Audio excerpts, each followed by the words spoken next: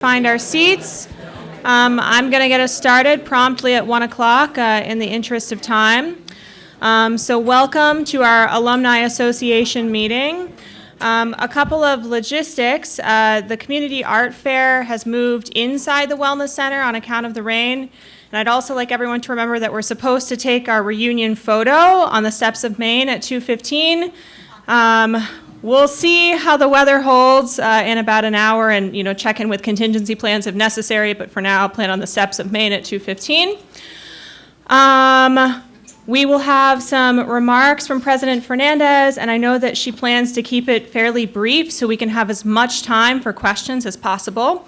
We wanted that to be a priority for this session.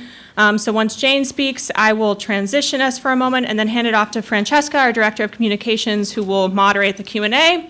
One other thing that I wanted to add is you may have seen note cards outside of McGregor 113 where we've been collecting questions that you've written down over the course of the weekend. You are still welcome to write questions in real time, and if we get through the written questions, we'll take spoken questions as well. So without further ado, Jane, I'd like to welcome you to the podium.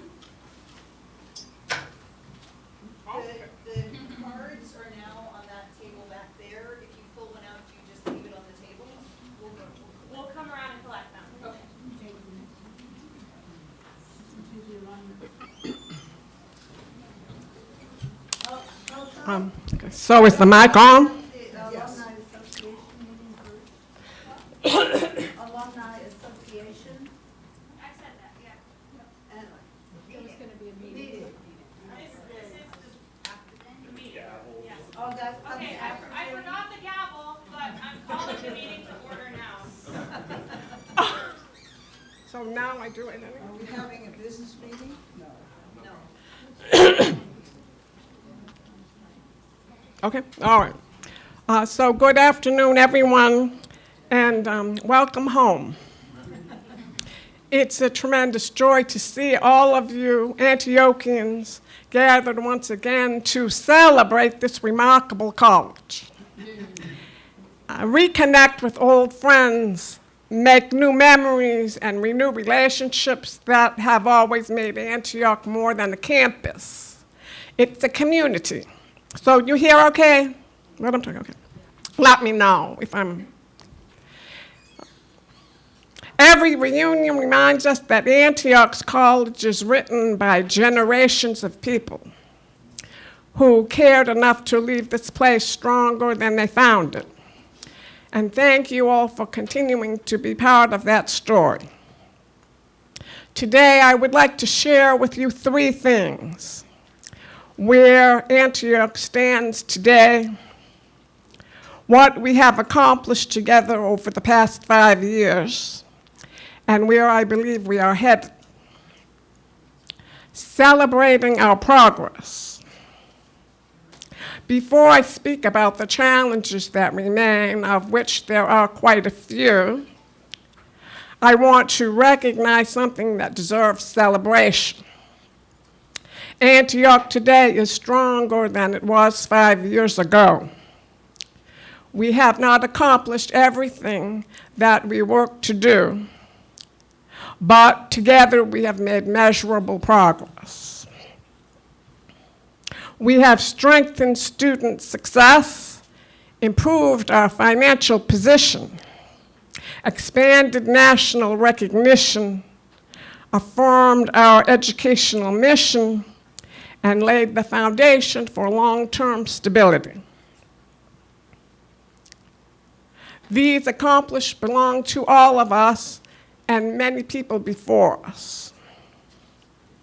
Related to student success, our students continue to demonstrate the extraordinary value of an Antioch education. Our graduates have averaged a 94% career outcomes rate, meaning they are employed in meaningful work or enrolled in graduate school within 6 months of graduation. More than 90% of graduates report satisfaction with their Antioch experience. Our first-year retention rate has increased to 88%, reflecting a stronger student experience and greater student success. We are also designated as an Ohio Reach campus, expanding opportunities for students who have experienced foster care or kinship care. These outcomes remind us that Antioch continues to prepare graduates not simply for careers, but for lives of purpose, leadership, and service. Innovation and national leadership. Antioch continues to distinguish itself nationally. We became Ohio's first federal work college and remain one of the only 10 such institutions in the nation. This year, we officially joined the Work Colleges Consortium, opening up new opportunities for collaboration, student leadership, advocacy, and national visibility. We secured a multi-million, I'm sorry, I wish it was a multi-million, but not true. We secured a multi-year partnership through the Endeavor Foundation to strengthen wellness and mental health resources for students, faculty, and staff. The college received the Leading Colleges Social Justice Award, recognizing our enduring commitment to justice, democracy, and community engagement. Our campus had welcomed nationally and internationally respected scholars and public intellectuals, including the Reverend Dr. William Barber II and Dr. Ruha Benjamin, whose work challenged us to think deeply about democracy, equity, innovation, and our shared future. Together, these accomplishments demonstrate that Antioch's influence extends well beyond Yellow Springs. Related to financial progress, financial sustainability remains one of our highest priorities. It is equally important, however, to recognize how far we have come. While we have a long way to go in many ways, we've also made a lot of great accomplishments. Revenue has increased by 46%. Expenses have been reduced by 11%. Our operating deficit has declined by more than 60%. In 2025, the Higher Learning Commission removed Antioch College's financial distress designation, recognizing the substantial progress we have made. These are meaningful achievements, but they are not the finish line. They provide a stronger foundation from which to continue building Antioch's future.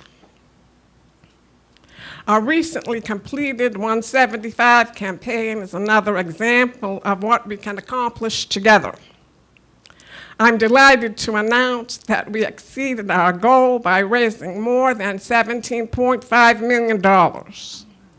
And we received a gift of $1 million from an anonymous donor toward the end of the year for general operating support. Together, we also achieved our ambitious educational goals by completing more than 1,750 cooperative education placements and 75,000 hours of student work becoming a federal work college, since we became a federal work college. Thank you to every alumnus, donor, volunteer, and friend who helped make these accomplishments possible. Building a sustainable future. While we celebrate this progress, we recognize the important work that remains. 3 priorities continue to guide our efforts: enrollment, financial sustainability, and deferred maintenance. Enrollment. Antioch remains committed to providing an affordable, accessible liberal arts education. Most of our students are Pell eligible, and since reopening in 2011, our net tuition has never increased. We are proud that affordability remains central to our mission. At the same time, we must continue strengthening the college's financial model. We are carefully balancing affordability with appropriate tuition revenue, refining our financial aid strategy, and investing in enrollment growth. We recently appointed a new dean of admission and have begun the search for an executive director of enrollment management and marketing who will help develop a comprehensive enrollment strategy while strengthening recruitment and retention. Growing enrollment is essential to Antioch's future, and we are making the investments necessary to achieve that goal. Related to deferred maintenance, like many historic colleges, Antioch faces significant deferred maintenance challenges. We continue to prioritize improvements to student living and learning spaces, strengthen preventive maintenance, improve communication around work orders, and seek grant funding and philanthropic support for facilities projects. Maintaining this historic campus is a shared responsibility, and I invite those who feel called to preserve Antioch's physical home to consider supporting our facilities initiatives. Higher Learning Commission. Earlier this year, Antioch welcomed a Higher Learning Commission reaccreditation team to campus. Although the formal timeline has been extended until December, our accreditation status remains unchanged throughout that process. What encouraged me most was that the team's recognition that Antioch's mission is not simply written in our documents, it is alive throughout the institution. They saw it in our classrooms. They saw it in cooperative education. They saw it in our relationships with students and community. Like us, they recognize that enrollment growth and long-term financial sustainability remain priorities. Those conversations were expected. What was equally clear is that Antioch continues to fulfill its mission in meaningful and distinctive ways. Community governance. Community has always been at the heart of Antioch College. That commitment has not changed. Our students now serve as voting members of the Board of Trustees. They lead community council, organize community days, and facilitate weekly community meetings. Soon, we will welcome a community care coordinator to further strengthen student engagement and support.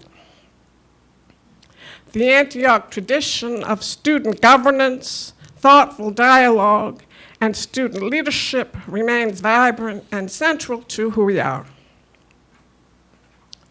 Looking ahead, Antioch 2031. As we complete our current strategic plan and C-plan, we are beginning to imagine Antioch's next chapter. The question before us is not simply how Antioch survives. The question is how Antioch flourishes. 5 years from now, I believe Antioch can be recognized not because it endured difficult times, but because it demonstrated a new model of what a small liberal arts college can become. a college that is financially resilient, academically distinctive, environmentally responsible, socially courageous, deeply connected to its communities. A college where rigorous liberal arts education is inseparable from meaningful work, civic engagement, sustainability, creativity, and belonging. That future will require thoughtful planning, disciplined stewardship, innovative partnerships, and continued support of alumni, faculty, staff, students, and friends. But I believe we've already begun that journey. In closing, every generation of Antiochians has inherited this college at a different moment in history. None inherited a perfect institution. Each generation accepted the responsibility to strengthen Antioch for those who would come next.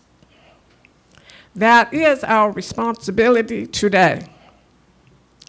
The challenges before us are real, but so is our progress, so is our momentum, and so is our optimism. Every day I see extraordinary students, dedicated faculty and staff, committed alumni, and a mission that is as relevant today as it has ever been. The future of Antioch will not be created by any one president, board, faculty members, or generations of students. It will be created by all of us. I thank you for believing in Antioch. I thank you for investing your time, your wisdom, your generosity, and your hearts in this institution.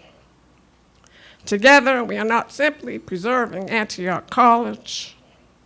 Together, we are shaping what Antioch will become. Okay, thank you for your time. And we're happy to take questions now with some of my colleagues.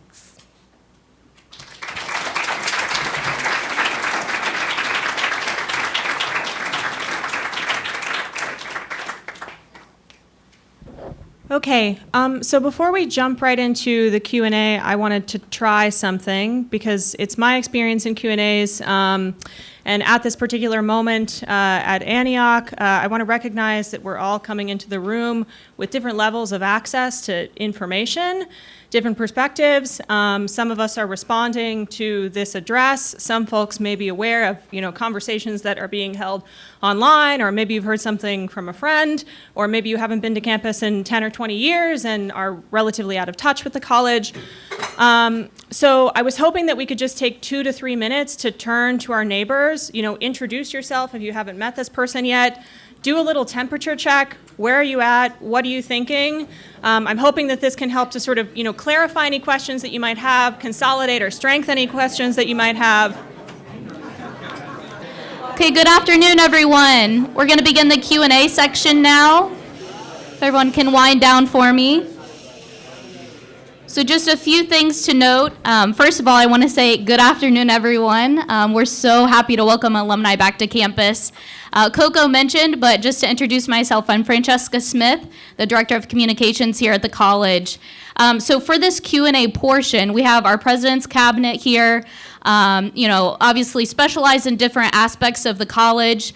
We want to make sure that we can really answer your questions the best that we can, and these are our experts in the various areas. So just to note how the Q&A session will run, we've collected some of your questions on the note cards here.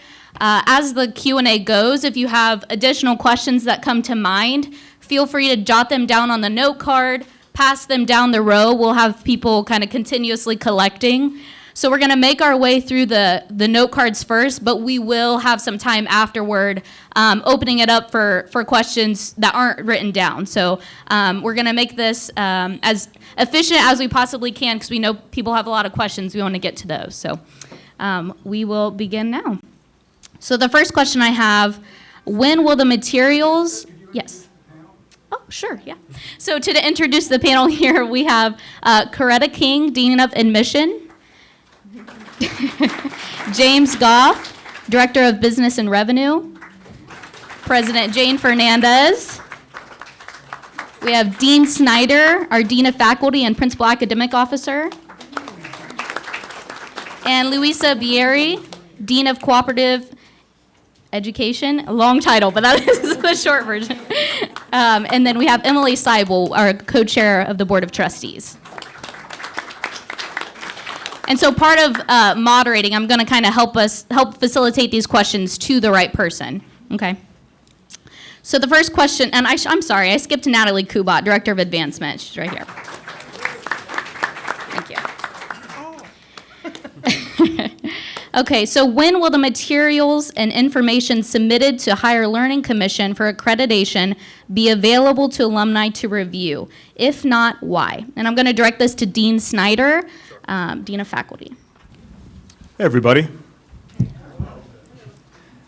Jane and I had the pleasure of meeting with our HLC liaison a couple weeks ago, and she informed us that the original timeline for the reaccreditation process was extended.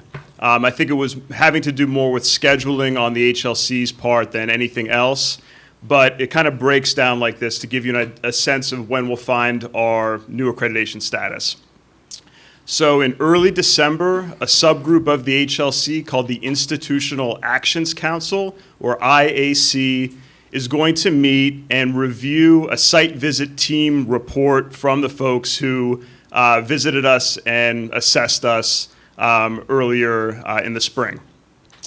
So they will meet and then make a recommendation to the broader HLC board, which will meet in January to determine our new accreditation status. We will likely find out that decision in late January or early February. So it's a much broader time horizon than we had initially anticipated. We anticipated hearing our new status in August. So things have been expanded out. We're anticipating a final report from the site visit team, and once we get that, it can be shared with the Board of Trustees, as we need to. That'll contain some recommendations about different criterion that we were reviewed upon, whether we've met them or whether we've met them with concerns or we didn't meet them. As Jane had mentioned in her speech to you, we are anticipating some critique about our two central areas of improvement, enrollment and our finances. And those two things are interlinked, right? We really need to grow net tuition revenue to introduce a sustainable business model. Anticipating that, we're already taking steps to improve in those areas. Jane had mentioned the $1 million gift. Natalie has been doing a fantastic job with advancement, so those efforts will continue. We'll also be hiring a senior leader, an executive director of enrollment management and marketing, who can thoroughly revise our net tuition model to make sure that we're actually in the black every year and we have money to reinvest in our personnel and in our infrastructure to make the experience here better for everyone. We offer a lot of value to our students. Our career outcomes rate, student satisfaction, it's showing that students are coming out of here and they're poised to succeed in whatever their next steps are. So we might ask them to invest a bit more. We might want to diversify our student body beyond sort of our focus on Pell-eligible students. But those are all good things because they'll make us stronger as a whole. So we'll explain this to the HLC ahead of the IAC meeting in November. We'll be required to submit some information about how we're addressing those concerns, but we're already in motion, we're already taking steps, and I have a lot of confidence kind of coming into the fall and to the winter when the ultimate decisions about our reaccreditation status will be made. Thank you, Dean. Okay, the next question here, this will be for Coretta. It's related to our pipeline of Job Corps students. The question is, there's a couple in here. When did first Job Corps students matriculate?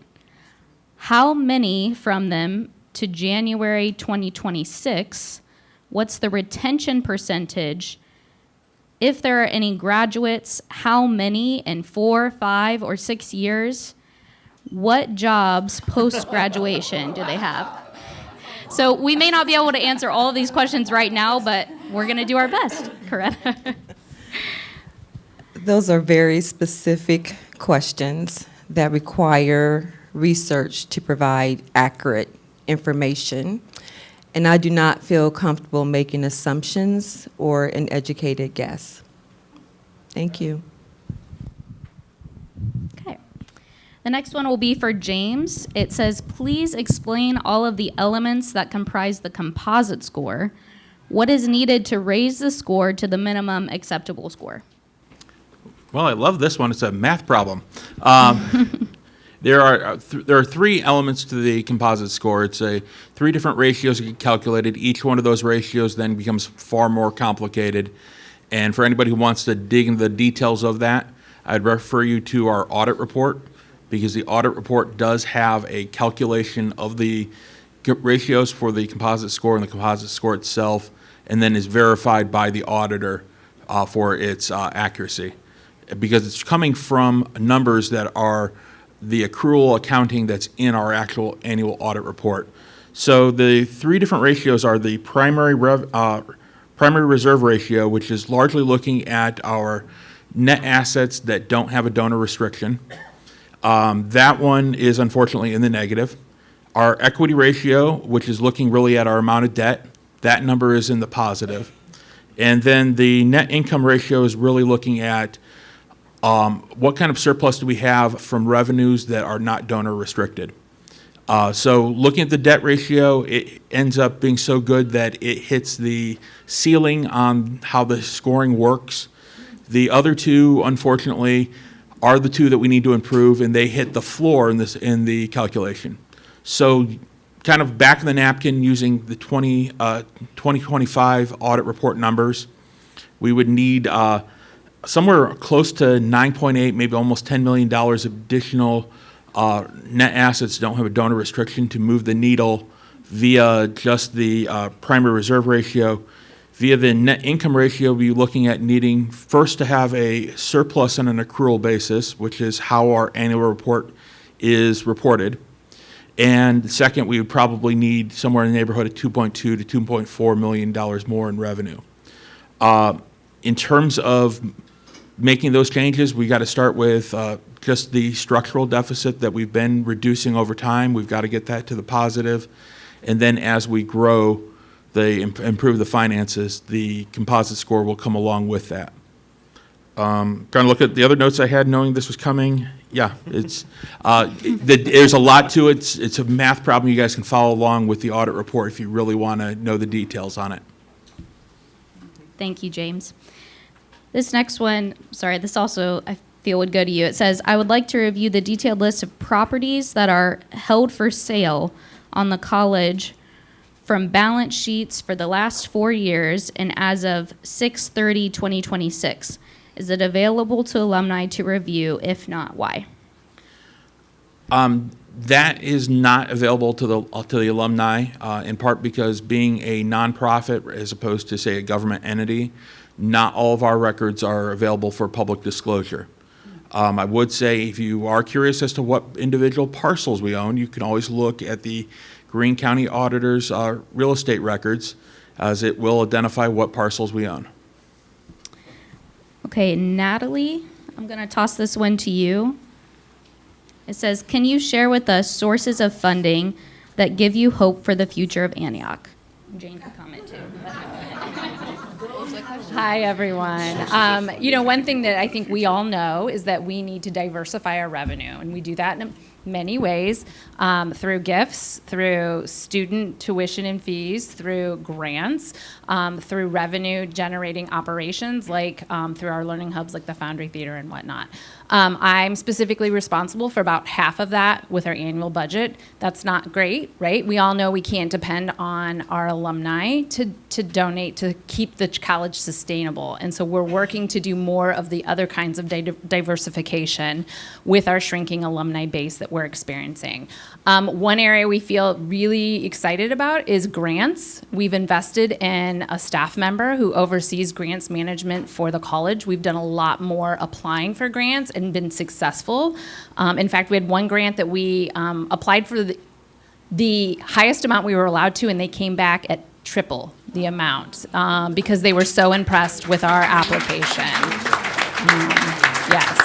And that was a really collaborative, wonderful project amongst many of us at the college. It's a lot of work. Those who work in grants know it takes a lot of time, and it either pays off or nothing. So that's one area. Our partnerships that we have, both with our Federal Work College program and with our Endeavor Lab community, those are opportunities for us to do combined grant searching so that we can partner with other colleges that are doing work similar to ours and have a bigger impact.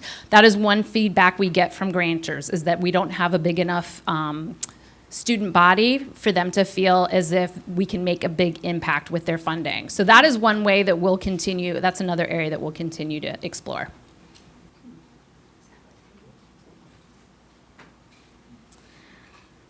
Okay, for this next one, I'm going to open it up to Jane, but anyone else can comment. If I'll kind of open it up after that. How will the new community care organizer position support student life? And I guess Dean might be appropriate to comment on this. But I'll open up to Jane first. Well, actually, it's the students who encouraged us to hire or create a community care coordinator. And it's kind of a new position. It's not exactly known exactly what will happen. But what we know is that students would like to have more care in general, care of what they need, care of their studies, care of some of the staff that work with them, my care. And so we hope to be working with a new care coordinator on a number of things that students want us to deliver. That's what I'm thinking. But I think that others of us may have another idea about what it is. And actually, we have to wait till that person decides exactly what they're going to do. But anyone else want to add that?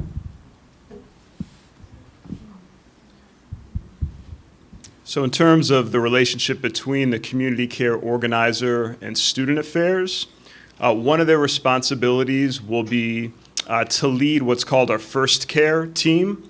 So this is a dedicated team of faculty, staff, and administrators that meet weekly to discuss in detail students that are running into struggles, either academically or socially.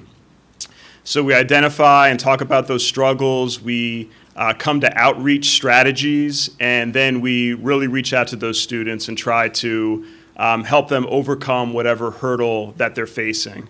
And so it syncs very well with something like a community care organizer to lead those efforts. But it's a diverse set of people at that table. I sit there, Louisa sits there as Dean of Co-op, Sherry Ely sits there as Dean of Academic Affairs, and we really get, Dean of Students, thank you. And we really get into, students in a kind of a case management approach. So we look forward to expanding on those efforts with the new community care organizer position. Thanks, Dean. So this next question, what can alumni do to support the college's goals? Natalie, you want to take that?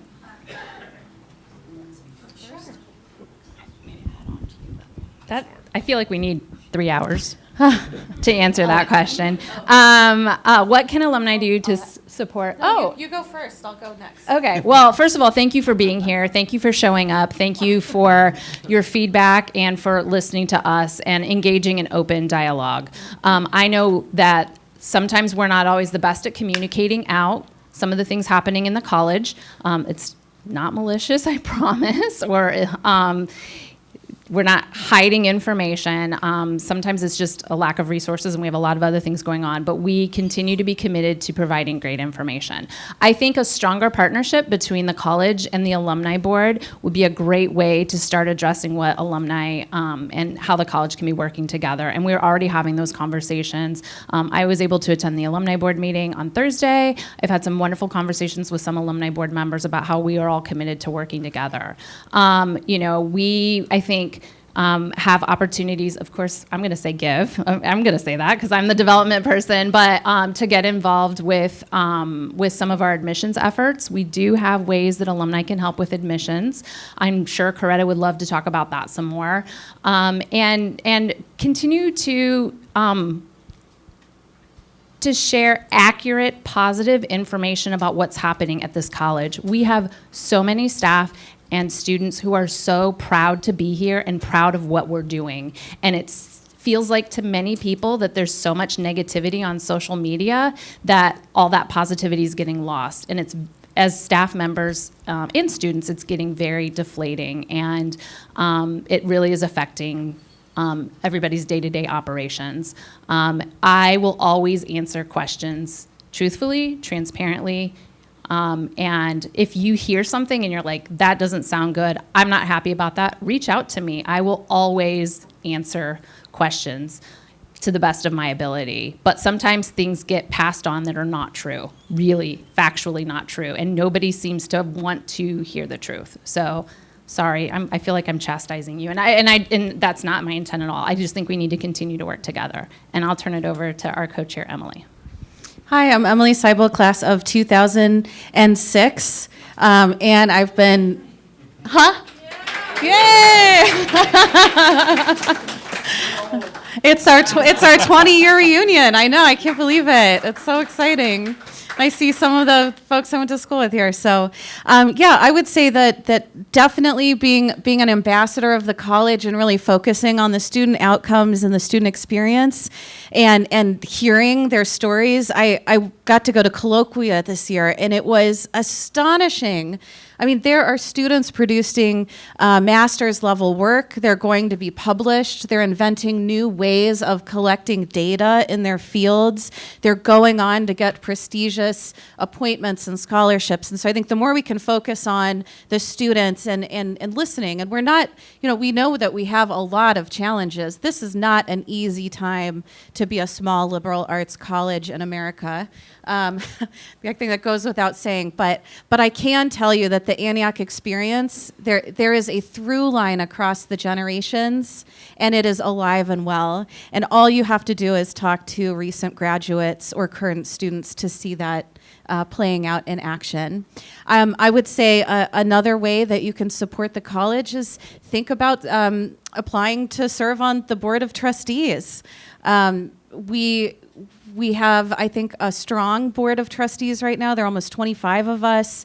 It is shared governance. There are student positions, a faculty position, staff positions, all on the board. And we are doing our best to engage in direct democracy. And to open up and revise any. I guess that's what I would say. It's just kind of to echo on Natalie.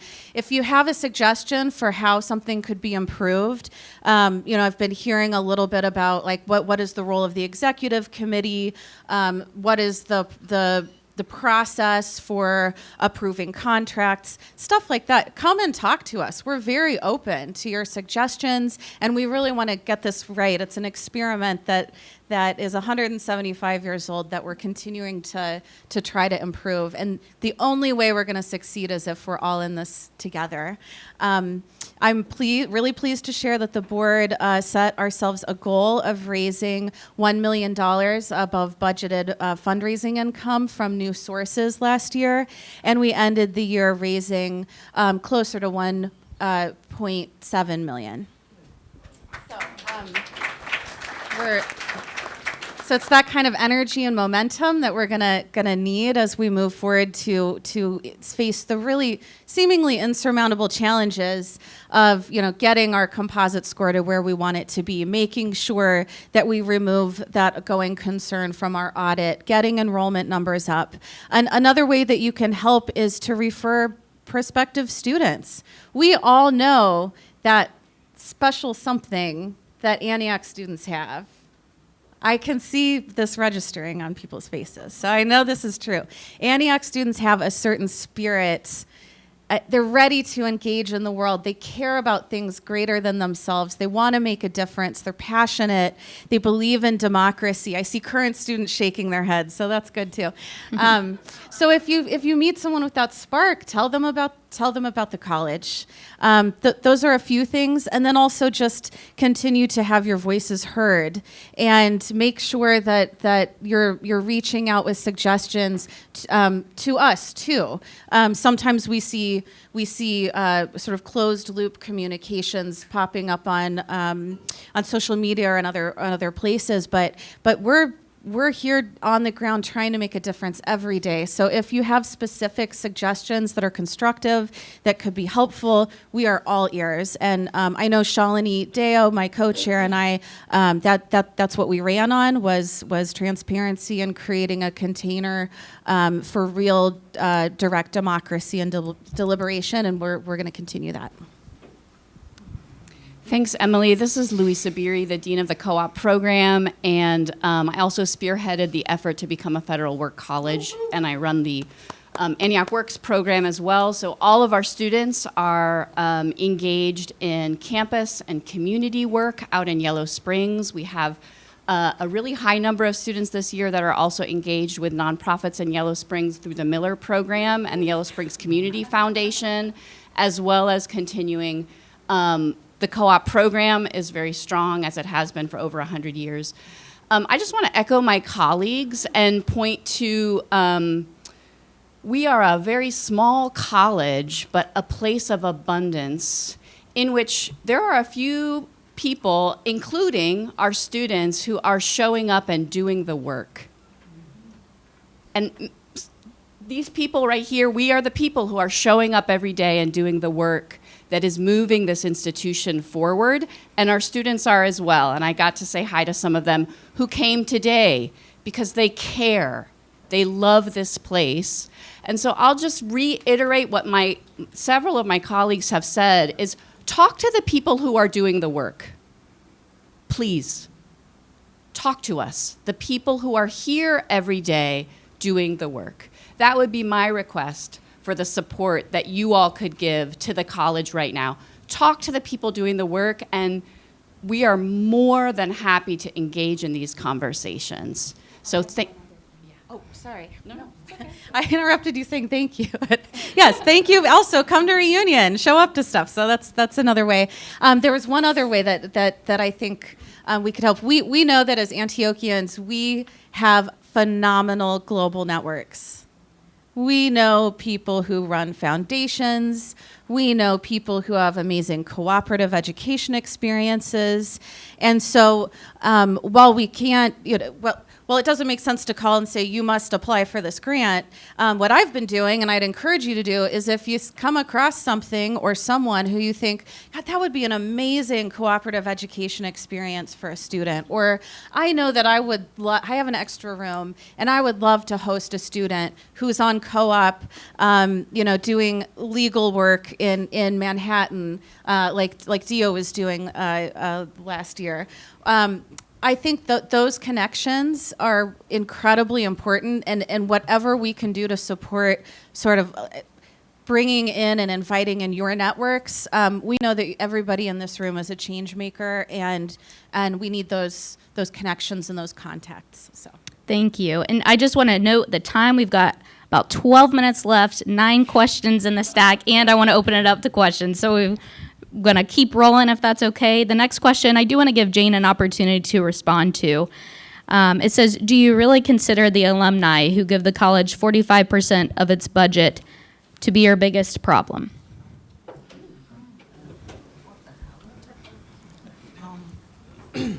No, I don't consider that to be my biggest problem.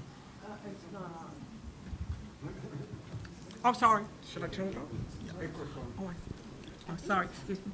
I do not consider that my biggest problem. Okay, the next question will go to James. Is it true that only $500,000 remains available in the endowment? I heard there is $1.5 million, but $1 million is restricted. No, that is not true. There is more than $500,000 left in the endowment. I'm struggling to think of the exact amount right now, but we have in excess of $1 million in the endowment. It's not $500,000. Okay. We have a couple of personnel questions coming up. So I'm going to acknowledge that our HR director is not here, and that would be the most appropriate person to answer this, but I am going to read the questions for full transparency. So this first one is, if Shannon was not fired, but rather had their position eliminated, why were they not offered an alternative position at the college rather than let go? And I will open it up to the panel if anyone wants to comment, but again, I'm going to note that the HR director is not here, and that would be the most appropriate person to respond to that. So, okay.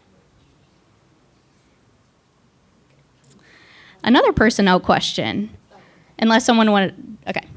Why was the faculty manual not followed with regard to the Caselli situation?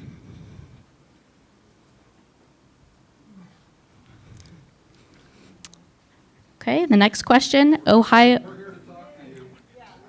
We're here to talk to you. You know HR legalities, they can't talk about personnel. We've had 4 no's so far. I'll note as the Director of Communications that we're not permitted to talk about, or as our values, we're not going to share about personnel issues. And it's not a matter of if it's this person or that person. We're not picking and choosing. Across the board, it remains part of our institutional values out of respect to anyone in any personnel situation that we're not going to comment on the details of those situations. So I am the moderator, but I'm going to step out of my moderator role for a second here just to say that on behalf of the college. But I did want to go ahead and read that question and note that we acknowledge it's one of your questions, and we understand your concern and your investment in members of the community. Okay, so I'm going to keep us rolling here. Ohio has a very competitive governor's race this year. One of the candidates has pushed the idea of consolidating or closing colleges in the state. What is Antioch doing to prepare for the possibility of that candidate winning the governor's race and following through with that idea?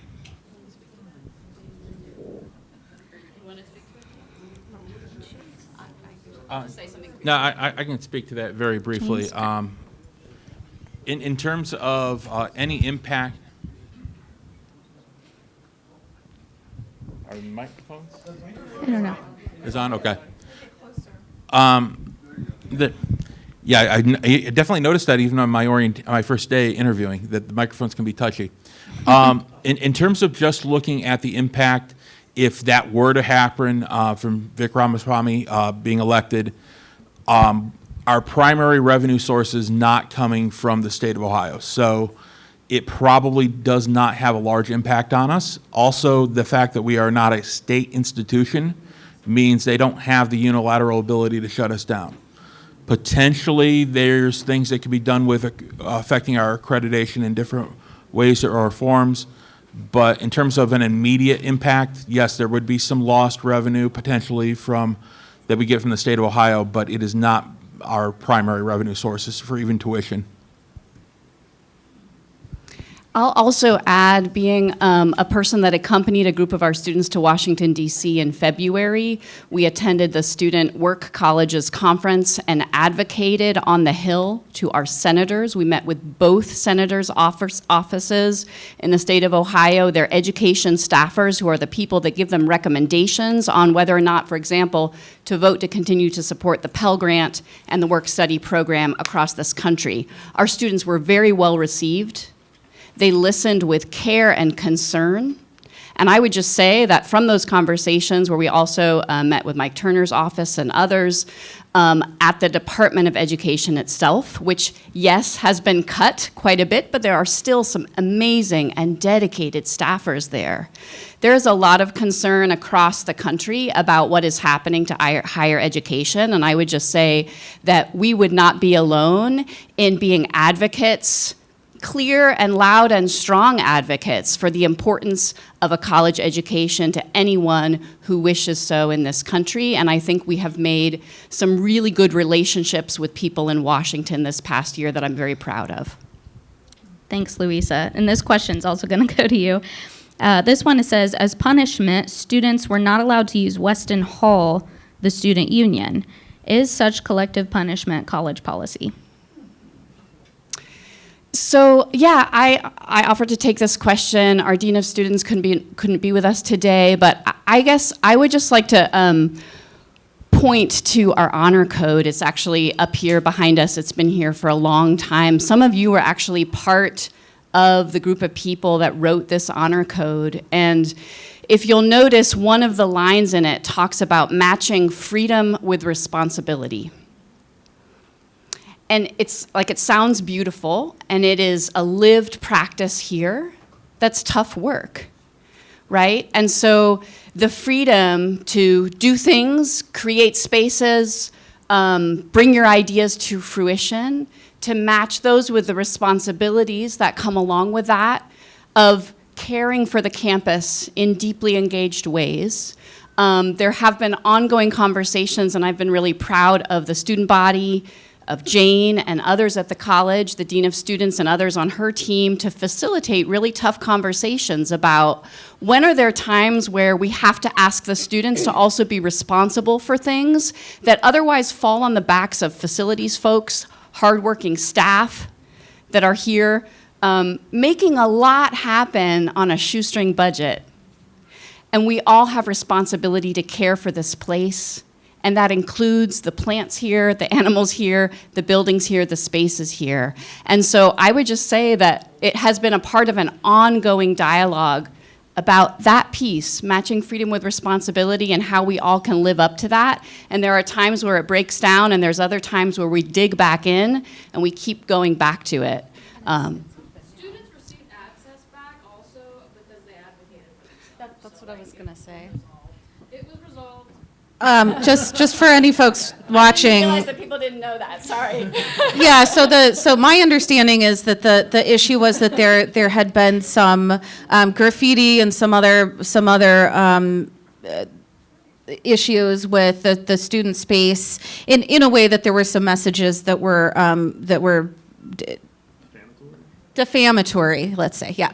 So it was briefly closed, and then, as Pamela just said, a recent graduate who also served on our board of trustees, there was dialogue with Jane. The students called meetings, they had meetings, they advocated for themselves, they talked about the honor code, and the building has since been reopened for student use. So I think. We walked into Weston with her, and then she was like, okay, you guys can have it. Oh, great. It was within a week. It was within a week that this was resolved, so. Let's not have any dialogue without a microphone.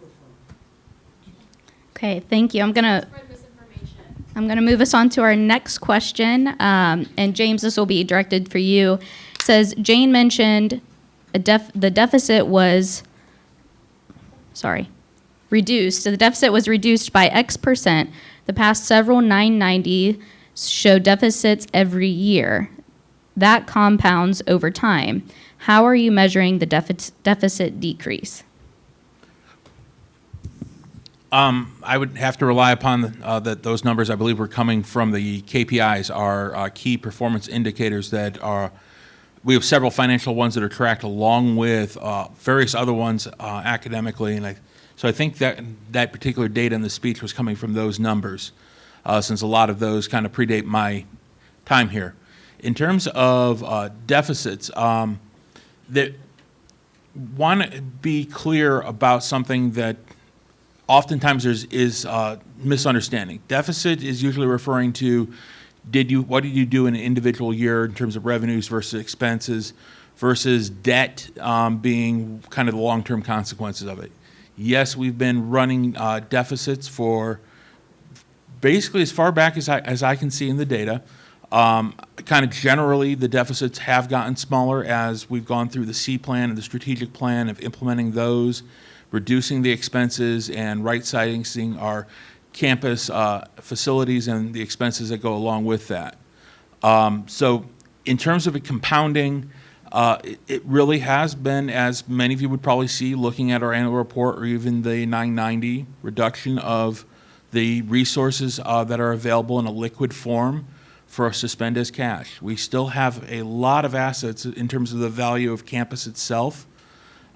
We just are dwindling down on what we have as reserves that are available. And that is part of knowing that we have to increase our revenues. And we have to right-size the revenues as we've right-sided the expense so that over the long term we can have surpluses that can then lead to things like improving our composite score, having more money to deal with deferred maintenance and other issues like that. Thanks, James. This next one will go to Coretta, our Dean of Admission. It says, what is the college doing to attract international students? And given the current climate around immigration, what is the college planning on doing? Well, first, let me preference, I've been Dean of Admissions for just over a week. So let me just say that. As of right now, not much. Honestly, we just don't have the knowledge, the staff, the bandwidth to sometimes service the international students. So that is an area of opportunity for us. I know that we have 1 or 2 international students now. I have 1 student that's interested in coming fall term that we're working with, but out of all of the student body, only 1 student. So that's a huge area of opportunity for us. Thanks, Greta. Okay, so I just want to note we have one last note card here. It has 3 questions. We are at 2 o'clock, just passed. I'm going to list the questions, give the panel an opportunity. I know we have further amazing programming throughout the day, but I'm still going to allow for people, if you have questions, our panel will be here. Feel free to raise your hand. We can take the stack. So just acknowledging that we are reaching the end here, but we're not going to just walk away. We know some of you may still have questions. So I'm going to go through these as quickly as possible, but this one says,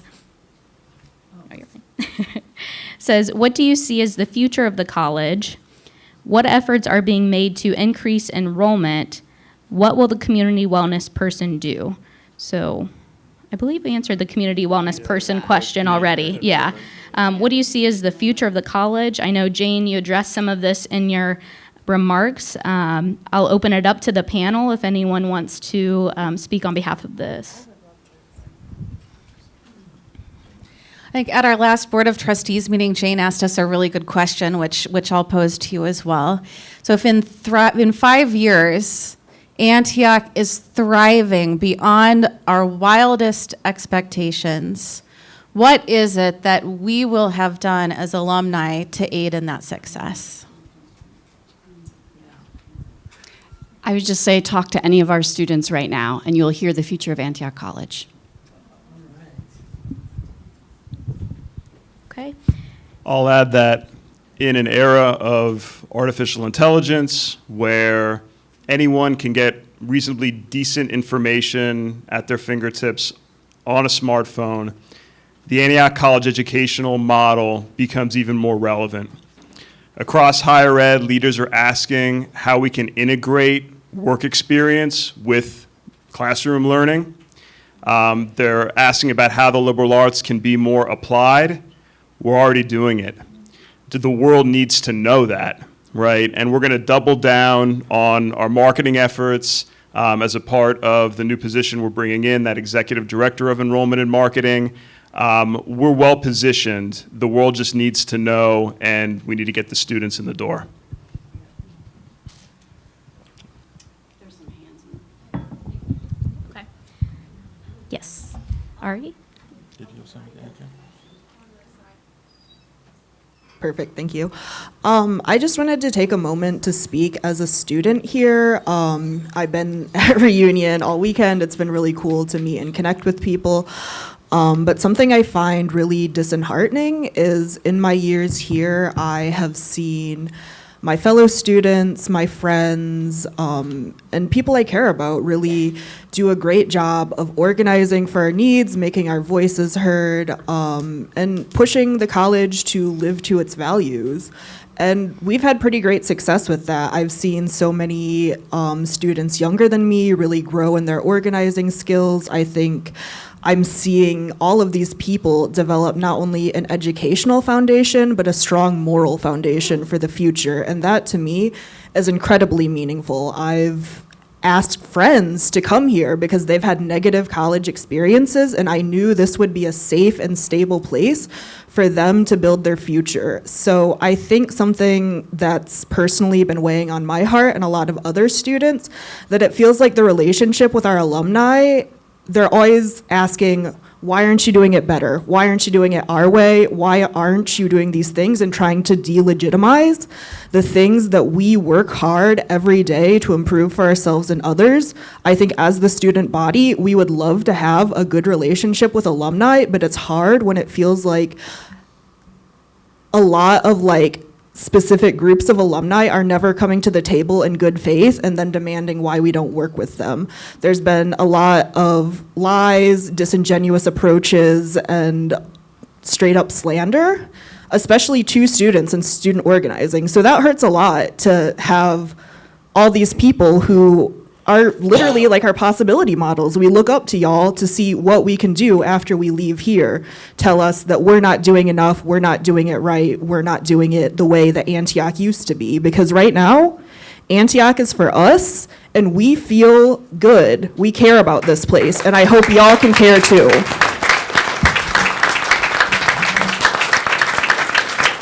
Thank you, Ari. I'm sorry, my name is Pamela, real quick. In conjunction with Ari, this was brought to this meeting and it was spread around by alumni. This is a statement written by Kaya White, who wrote this as a letter to the Board of Trustees and was invited to speak with the board. And so this conversation already happened. And so I think that spreading this without any context, I'm a friend of Kaya's, and to know that this was printed out and distributed here without any context when this conversation already happened is very disrespectful to that student. Okay, thank you. We're gonna. Speakers should identify themselves. Yeah, that's great. At the Board of Trustees meeting? No, the Board of Trustees meeting in June. Go ahead, sir, you're in the back. My name's John, I'm an alum. A house divided cannot stand. The alums and the students cannot be at each other's throats if we're going to save this college. I am one of this college's biggest supporters and biggest critics, and I believe you can do both. I came here in 2007 when 700 of us assembled to save the college. I was here when we got the keys. For 10 years, I worked on work projects. I helped build the alumni workshop. I served on the alumni board. I don't want applause. Thank you for that. What I want is for you to hear me. And I want to hear you. It's been too difficult for us to talk to each other. So I'm not going to make a speech. I'm going to stay here after the meeting, and I'd like to talk to you. Thank you. I have There someone was in a the third person row. in the third row. Ask people to identify themselves. Yeah, great. Thank you. Just as general best practice, please remember to state your name, and if you're an alum. Was your question still? Yeah, I did have a question. Hi, I'm Rory Adams. I graduated in 2007. I was CG for the year that Antioch closed, and I am totally blown away by the students that I have met. I think y'all are amazing and wonderful, and it's been so inspiring to talk to y'all. I am curious, how is the best way to connect with students, and what is the best way to contact y'all? Because I don't want to go into your housing, for example, where you want to feel safe and like you have choice. So I would love to know how we can engage after this. This weekend, I really am probably going to be chatting with some of you, But is there like a forum or a space where we can communicate? And I want a couple co-op students, so I'd love to also know how to do that too. Thank you. I'll put Angel on stack, Catherine was on stack, and anybody else on stack? Just want to take a moment to kind of respond back to that. In addition to, yes, contacting Louisa with co-op related, but the other part that you're talking about, what kind of forum for alumni to be able to interact with students, I don't know if we actually have something set up right now.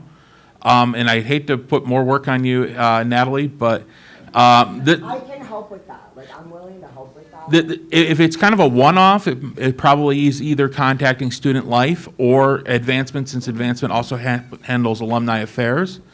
But that's something that if we need a larger forum for it, we probably need to think about organizing something.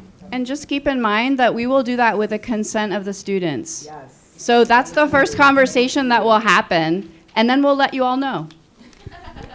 Yeah, that would be great. I'm going to jump in as Director of Communications real fast on this question. I love that suggestion, and I think that's something great that we can go into the new term starting. We'll talk about it at community meeting. I think that's a great opportunity. So if students are interested, we'll have like an opt-in format, but that's something we can definitely work on, and we appreciate that suggestion. Thanks. Okay, let's see. We have Catherine up next. Hi, Catherine Jordan, 72. I want to follow up with Emily. She said there's many things that we can do, and I can tell you from many years of experience that people have contacted the college and there was no one to catch the offer. Either a co-op job or housing. I mean, what's the system for us to be able to adequately share our resources so that it's useful? Because I've been here too long and I've seen too many failed attempts, and it's very frustrating on our side, and I'm sure on your side. So help me understand a better system. No, I was just going to say Natalie or Louise. Yeah, thank you, Catherine. I will note, thank you, when I Catherine. started almost 3 years ago, I probably had 50 people in the first 2 weeks tell me that they wanted to help, and it was a lot. So if I was one of those that didn't respond, I apologize. Sometimes it is a bandwidth issue. Sometimes it's something we can't do. Sometimes something we aren't able to do or we can't afford to do, and then other times we can do it. I think that we, as I mentioned, have a renewed commitment to be working with the Alumni Board. I would like maybe the opportunity for the college and the Alumni Board to offer a way for alumni to get involved, something that the alumni can provide feedback to and something that the college can provide feedback to. But we can't, I do want to say, like 200 people contacting 5 different people is not going to be effective. So let us come up with that way, Catherine, and I'm committed to working with Coco and the rest of the leadership at the Alumni Board to do that. And I'll just say that there are people in this room right now who are alumni who have been mentors with our students on co-op for many, many years. Some of you here in this room have hosted our students on co-op. I know many of you by the first name because of your level of relationship building that you've done with the co-op program. We appreciate you. You're amazing. You change our students' lives. And I've been in this role for 3 years. I usually am able to be pretty responsive unless there's something real big going on. So I will be around afterwards, and I'm always happy to help connect students to people who want to provide exceptional co-op opportunities. Yeah, thank you, Catherine, for saying that. I agree. Sometimes it is a bandwidth issue, and so having a more streamlined way for people to do that would be helpful. But I've been hosting Antioch students for my day job as co-op for many years. We just wrapped one up, and it's such a rewarding experience to be able to pay it forward like that. But the board just went through a process for our $1 million match where we not only filled out some forms about philanthropic giving, but also, who do we know? What are our contacts? So I think that we can streamline something like that, and I really appreciate you lifting that up as a priority. Angel's next on stack. Do we have the traveling mic? I don't want to. Yeah, we've got it right here. Yeah, I can. Cameron, thanks.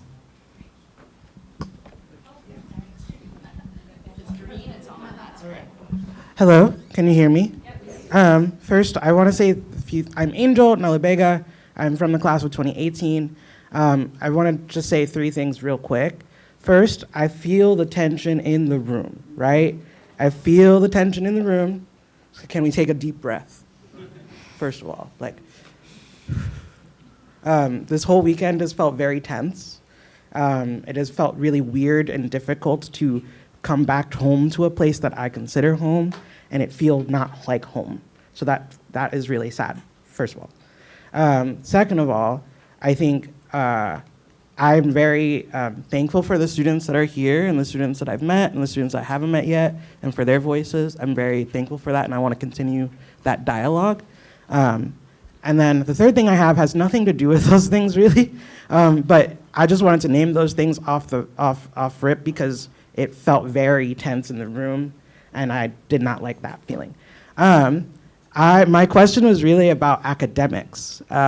So it's really about academics. I have been a person who I used to be a teacher, and I've talked to many kids and high schoolers, and it has felt like a bit challenging to offer Antioch as a place because when I was here, there were a lot more professors and a lot more academics offered, right? And so trying to tell my little brother about Antioch, and he's like, I don't know what I'd study there, right? And so a question I have is there a way for, I know there has been a lot of transition in terms of faculty and in terms of academics, and I know things have changed because we have more self-designed majors and offerings. But I guess I'm wondering, is there an idea or planning in terms of what types of areas are offered? I know we don't have as many political economy classes or whatever it is. I don't know exactly how it is now, so I'm not trying to be accusatory or anything. It's more of I would love to advertise Antioch if I knew that there were more options with the limited, Antioch has always been limited, always been DIY, right? But that's true, I don't know. But I do have questions about I would love to advertise Antioch to students, to prospective students, if I knew that there were options for them, performance or if they wanted to do, I know there's pre-law advising, et cetera, but I guess I'm wondering what are the thought processes or things like that. Thank you. So the Antioch curriculum has evolved a bit over time. In 2018, we went to a universal self-design major, kind of modeled after Hampshire. The problem with that was we were trying to be all things to all people, which doesn't work. So a few years ago, we really looked at the interdisciplinary areas of strength that are held by our existing faculty, and there were 5. So now we have 5 interdisciplinary pathways through which students design their major. So we have culture, power, and change, which centers on issues of social justice and advocacy. We have a global studies and engagement focus, which often ends in students doing a cultural immersion co-op abroad. We have an interdisciplinary arts pathway, which centers on socially informed art. We have a social enterprise pathway for students who are trying to do good in the world through business.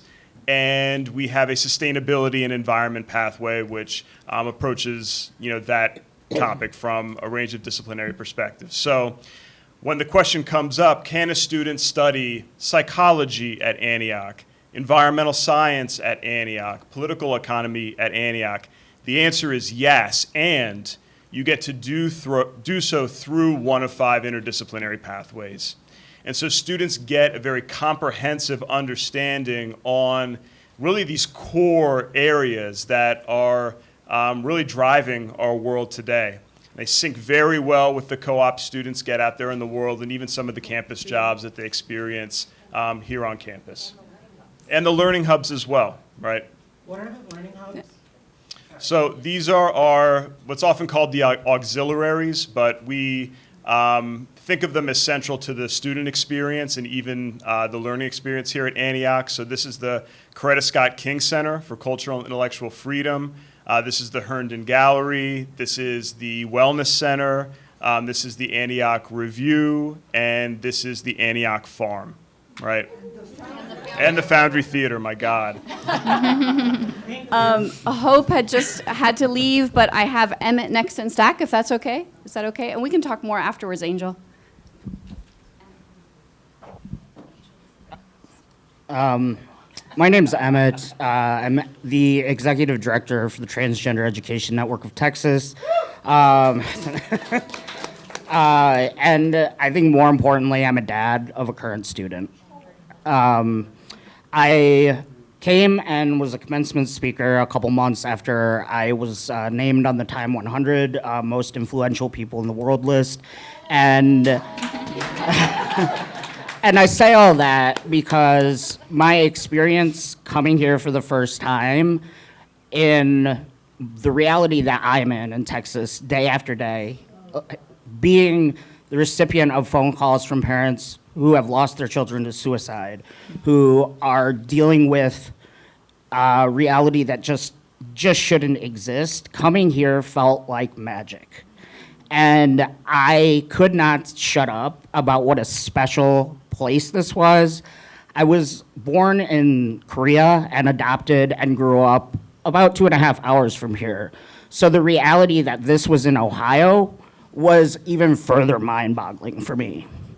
When our kids said they wanted to come here, my immediate reaction was, oh, it's a great place, but that's 1,226 miles from where you're supposed to be. And with that said, I've gotten to watch over the past couple years the growth that has happened with them. They have been really involved with building out the co-op program.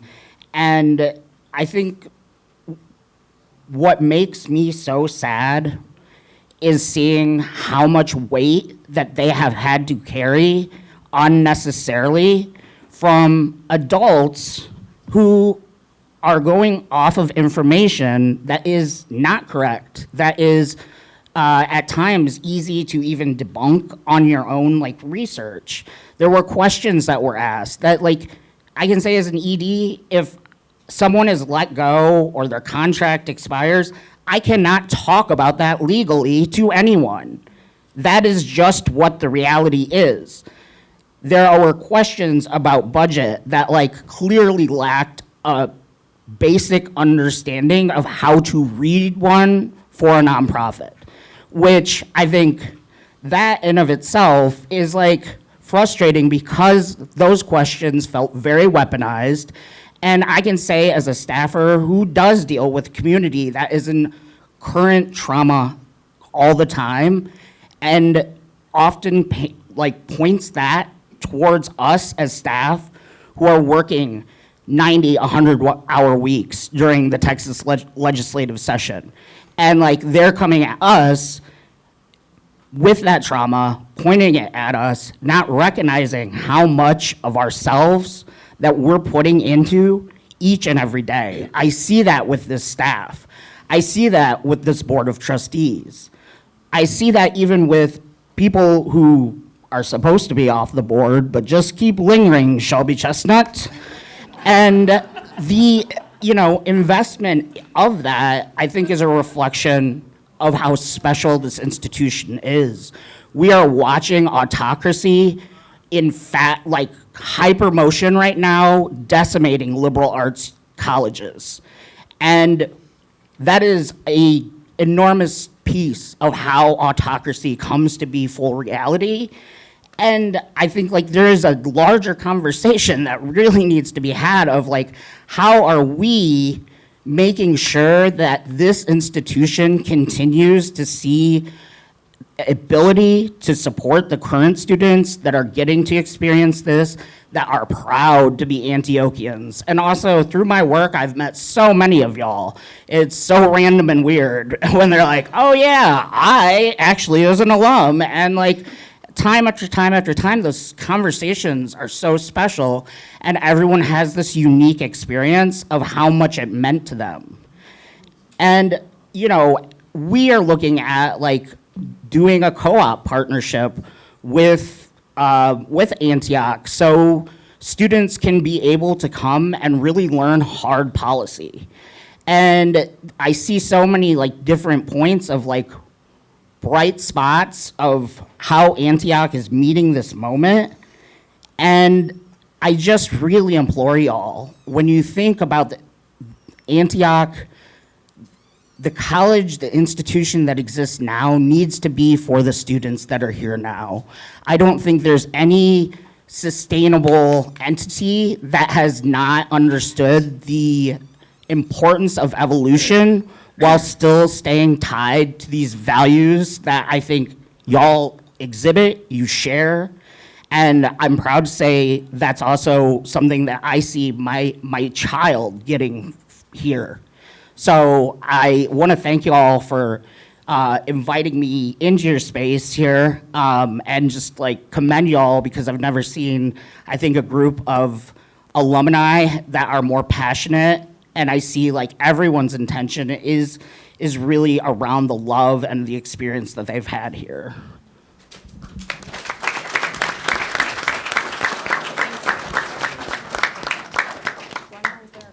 Dwanell. Hey everyone, Dwanell, he, him. I have a question to the alumni. How can students build trust with alumni? Identify yourself. Dwanell, he, him. Dwanell, he, him. That good? She got it. Okay. This is a question to alumni. How can students build trust with alumni? I want to know, like, maybe from a couple of alumni, different ideas. And how would alumni feel about supporting specific financial support to students? Very specific ones. And I guess that kind of complements with the trust thing. Do we have any alumni in the room who feel like they would like to directly respond? Coco? Yes, thank you for this question. It's really generous to ask. I want to mention or address the second one first about direct, financial gifts for supporting specific student needs. I think that that's something that a lot of alumni are interested in, and something that we would have to work directly with Natalie with to figure out how it would be, suit advancements plans. So we can have a conversation with Natalie and figure that out. As to building trust with alumni, I think that even if alumni have expressed themselves, and I don't really want to, sort of lump us into a monolith, but not always communicated maybe responsibly our concerns about, the college or its financial position, et cetera. I don't think any of us have ever doubted our belief in the students and our desire to connect with students and have relationships with them.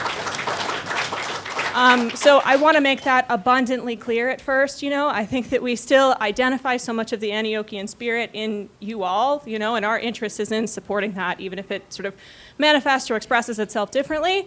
I want to pass the mic off to other folks with ideas, but the one thing I'll suggest is that, there are only a couple of sort of dedicated events where alumni from all over gather on campus, and that is Reunion and Volunteer Work Project. And Volunteer Work Project happens 4 times a year. It's three, sorry about that. But I really think that it's one of the most inspiring manifestations of dedication to the college that I've seen anywhere. The fact that people show up and spend their vacation time on some occasions to mow the lawns here and clean out the gutters. And we are always welcoming students either to participate in that work or just to join us for lunch or dinner. So that is a great opportunity to just build relationships in a sort of low stakes way with alums. And I think similar with Reunion, though of course the energy is a lot more intense and celebratory, and there are other things going on, but I'll pass it off to others in the room with ideas. Okay, we will probably have time for one last response. I want to acknowledge it is past time to take that class photo. So directly after this response, if everyone can head over to main building. It's sunny out now. I don't think it's raining anymore. So we don't want to miss that important photo. So just wanted to jump in there. We'll accept this response and then we'll wrap it up. But yeah, sorry to hear from you again, Angel. I think what I would say, I'm very thankful for your question, the first question you had, because I think I said this on Thursday when I arrived and that I went to that 3 p.m. meeting we had in the Glen, where I think that often, and I experienced this when I was a student, where alumni often have the tendency, and I will call myself into that too, where we often can be paternalistic, and we can often think that the exact time of Antioch that we were there was the best time ever, or the worst time ever, and that, that means we can say everything else we want to say about everybody. And that's not real. That's not fair. I think a way that we can develop trust between the students and the alumni is really by open dialogue and listening. And I think not talking with assumptions or judgment, because I don't know most of the students that are here now, right? I don't know most of the alumni that are here in this room, right? And so I think that we have to step back a bit and actually get to know each other, actually get to talk to one another. I know I am a person who, I don't have a lot of money, but I would gladly host any co-op student in Albuquerque if they're ever there, right? Or any alum who's in town who wants a space, right? And I think often in times like this, especially at reunion, the tensions can be high. People make assumptions about oh, they all think this, or they all think this way, and that goes both ways. And I think we kind of have to step back and take a deep breath and think okay, but how can we be in relationship with each other? How can we respect each other? How do we, make the space to learn what it is like now for the students that are here now? And we can bring the institutional memory and the knowledge of what it was like then, knowing that it's probably not gonna be like that. It's probably not going to be like that, right? But we can try to work together and collaborate together. And I think what I've been sensing this entire time I've been here is this kind of resistance to collaboration and I think sometimes it feels on both sides, but I don't know. But I think developing trust starts with listening. And I think we as alumni who have been here, some folks who've been here 50, 60 years ago, whatever, some of us who are more recent, we have to do a lot of listening. And I think that is where it should start, is by listening and by being humble enough to know that our Antioch is not the Antioch that's here now, and that's okay, and that's not the end of the world. And we can try to come together across disparate groups, across disparate interests, to try to support the Antioch that is here now, and find a constructive way to do that without completely discounting all of the work that has been done and all the work that is ongoing by current students, right? I really want to emphasize that we should have a respect for the students that are coming here, because I know it was really hard to try to convince my little brother to try to come here, and he went to somewhere else, right? I think it's really brave for the students that are here now to come here at this time, in this moment, to be here at Antioch College. And I want to support that, and I want us all, I would like to encourage us all to do a little bit more listening over the last next few hours, next day that we're here, and try to actually build community and not build resentment. Because I can see that there is a lot of that growing, and that's not where we can't build anything if there's a lot of resentment present. That's it. Thank you. Thanks, everyone. That concludes our panel today. I want to appreciate you staying after. I know we went well beyond, but we appreciate your questions. We are here if you have further questions. Please let us know.